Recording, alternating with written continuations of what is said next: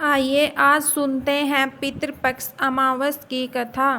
श्राद्ध पक्ष में सर्वपितृ अमावस्या का बहुत ही महत्व है। यह पितरों को विदा करने की अंतिम तिथि है।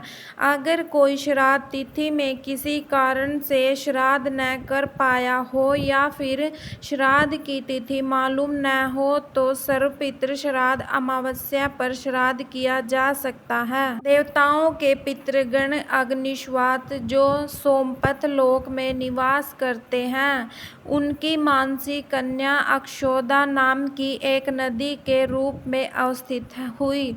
मत्स्य पुराण में अक्षोद सरोवर और अक्षोदा नदी का जिक्र मिलता है, जो कि कश्मीर में स्थित है। एक बार अक्षोदा ने 1000 वर्ष तक तपस्या की, जिससे प्रसन्न होकर देवताओं के पितृगण अग्निश्वात और शीर्षपद अपने अन्य पितृगण अमावसु के साथ अक्षोदा को वरदान देने के लिए आश्विन अमावस्या के दिन उपस्थित हुए। उन्होंने अक्षोदा से कहा कि हे पुत्री, हम सभी तुम्हारी तपस्या से अति प्रसन्न हैं, इसीलिए जो चाहो वर मांग लो। लेकिन अक्षोदा ने अपने पितरों की तरफ ध्यान नहीं दिया और वह अति तेजस्वी पितर अमावसु को अपलक निहारती रही। पितरों के बार बार कहने पर उसने कहा, हे भगवान, क्या आप मुझे सचमुच वरदान देना चाहते हैं? इस पर तेजस्वी पितृ अमावसु ने कहा, हे अक्षोदा, वरदान पर तुम्हारा अधिकार सिद्ध है, इसीलिए निसंकोच कहो। अक्षोदा ने कहा, भगवान, यदि आप मुझे वरदान देना ही चाहते हैं तो मैं तत्क्षण आपके साथ रमण कर आनंद लेना चाहती हूँ। अक्षोदा के इस तरह कहे जाने पर सभी पितृ क्रोधित हो गए।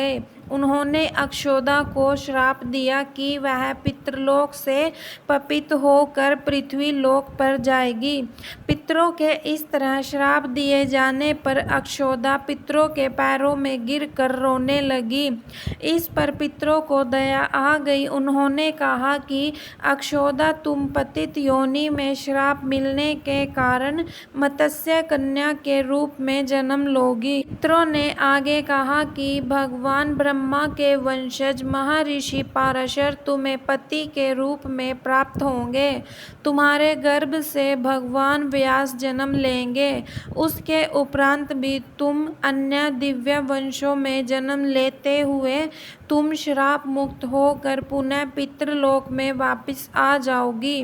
पितरों के इस तरह कहे जाने पर अक्षोदा शांत हुई।